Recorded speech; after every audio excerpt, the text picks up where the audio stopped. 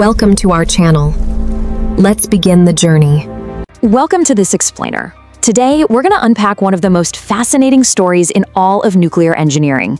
We're looking at how Canada tackled massive industrial roadblocks to create a totally unique and incredibly successful power plant, the CANDU nuclear reactor. Let's dive right in. So imagine this. How do you build a world-class nuclear reactor when you literally do not have the heavy industry to forge massive steel parts? Like, how do you completely bypass the need for a giant, highly pressurized steel vessel that usually sits right at the heart of a nuclear core? It sounds impossible, right? But as we'll see, extreme constraints breed incredible innovation. Here's our structural roadmap for the CANDU reactor. We'll hit the heavy water miracle, ditching the pressure vessel, the magic of zirconium, going horizontal, on-power refueling, and wrap up with the CANDU safety advantage. All right, section 1, the heavy water miracle. Our very first massive hurdle was the fundamental fuel problem. You see, Canada wanted the independence of using natural uranium rather than relying on enriched uranium imported from other countries.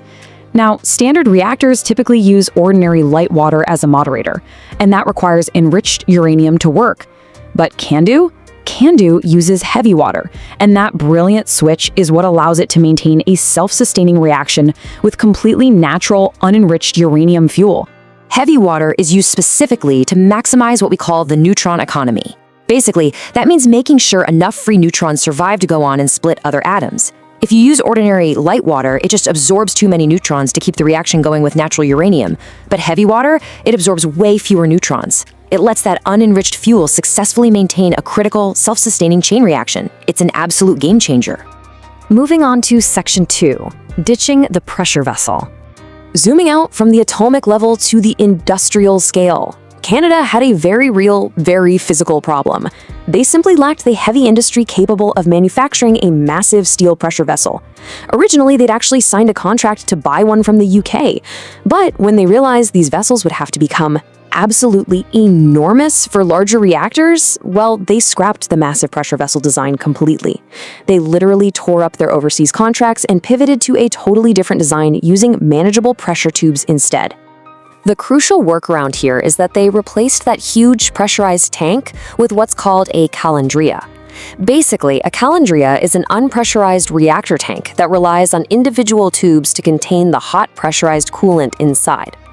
Because the main vessel itself wasn't holding back immense pressure anymore, it was suddenly much simpler to build. That meant they could manufacture the whole shebang domestically.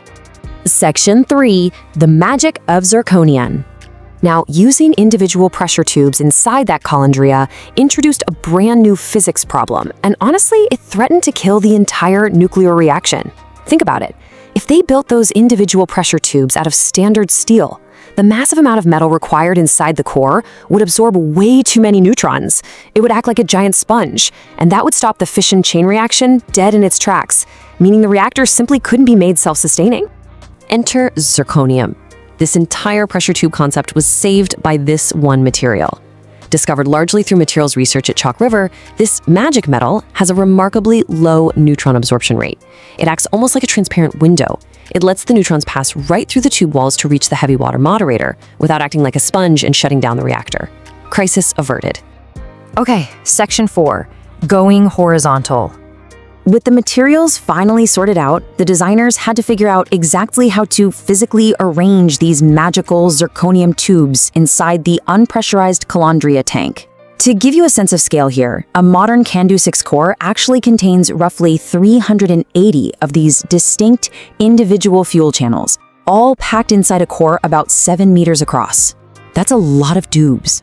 The engineers made a really fascinating choice. They laid them out perfectly horizontal to provide ideal symmetry. By going horizontal, the hot, heavy water coolant can actually flow in opposite directions in alternating channels, which drastically balances out the core. Plus, laying it out this way meant the short fuel bundles didn't need to be structurally tied together, and that massively simplified the design compared to vertical channels. That brings us to section 5, on-power refueling. Because the core is uniquely divided into hundreds of separate horizontal tubes, it unlocked an absolutely massive operational advantage, something standard reactors simply don't have. Instead of having to shut down the entire plant to refuel, automated robotic systems can actually do it on the fly. They can latch onto an individual horizontal channel while the reactor is running at 100% full power, push fresh, short fuel bundles in through one side, and continuously eject the spent fuel out the other side. They usually swap out about 1 to 2 channels every single day. This nearly continuous refueling profoundly changes how the plant operates. It means the reactor requires very little excess reactivity. Basically, you don't have to overstuff the core with highly reactive fuel at the start of a cycle just to stretch it out for a year. It keeps the global power sheet incredibly constant and predictable, with just tiny localized ripples as individual channels get fresh fuel. Finally, Section 6, the CANDU safety advantage. What's so cool is that every single one of these clever, necessity-driven engineering workarounds ultimately culminated in a surprisingly robust and totally unique safety profile. First off, because the Calandria is unpressurized, there's absolutely zero risk of a catastrophic vessel breakup. Second, physically separating the hot, pressurized coolant from the unpressurized heavy water means you have this massive, built-in heat sink of cool water just sitting there, ready to go in the event of a hypothetical severe accident. And lastly, natural uranium has such a low fissile content that there is no criticality concern whatsoever outside the reactor. Let's look a bit closer at that unpressurized environment. Because the reactivity control devices operate within the low-pressure Calandria, they are inherently protected from high-pressure blowouts. This literally eliminates the risk of a violent, high-pressure rod ejection accident, which is a major thing safety engineers have to worry about in other designs. With CANDU, it's just not an issue. On top of that, because we're constantly feeding the core fresh fuel bit by bit, that overall low excess reactivity means the potential for a sudden, dangerous power spike is remarkably small. Pair that with heavy water's very long, prompt neutron lifetime, which is basically physics speak for the reactions naturally happening at a much slower pace, and operators and automated safety systems have way more time to react to any sudden changes. When you step back and look at the whole picture, all of these brilliant, piecemeal solutions come together flawlessly. A modern CANDU 6 core safely and continuously cranks out a massive 2,200 megawatts of thermal power, achieving incredible efficiency and reliability. So this leaves us with a pretty provocative thought.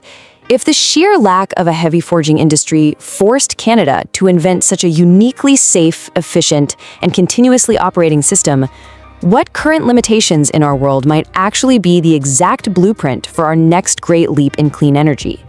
It just goes to show, sometimes our greatest constraints are the catalysts for our greatest innovations. Thanks for hanging out with me for this explainer, and keep questioning the mechanics of the world around you. The view from here is breathtaking. Command, we are in position and ready for the next phase. If you liked the video, subscribe and comment the topic you want next. Thanks for watching, and stay unstoppable.